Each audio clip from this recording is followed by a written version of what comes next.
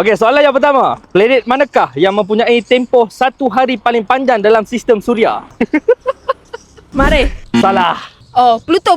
Salah. Fikirkan secara logika. Ayo. Bulan. Bukan. Planet. Matahari. Planet. Planet. We've got Matahari tu bintang. Pluto. Salah. Dah jawab. Okey, jawapan dia adalah Venus.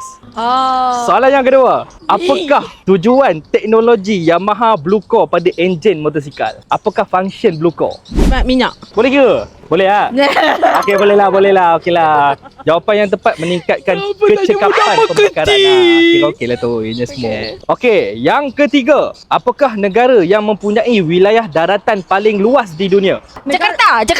Itu bukan. Oh. Negara, ya. Endon. Salah. Indonesia. Negara apa? Negara yang paling besar daratan, paling luas di dunia. Daratan. Fikirkan. Afrika. Salah. Rusia. Betul. Jangan sibah. Baik, Dok Syazah. Okey, soalan yang keempat. Model Yamaha manakah yang terkenal sebagai motosikal super sport dengan enjin 998cc? R25. Salah. Bukan. RR. Salah. R tu dah betul dah. R1. Betul. Baik, Dok Syazah.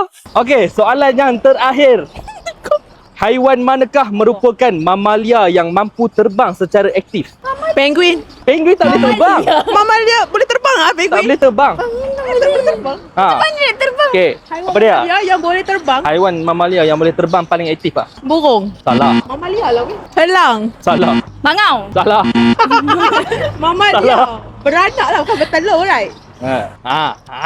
Masa Sea nak jawab- lion. Apa? Sea lion. Bukan. Bukan. Bukan.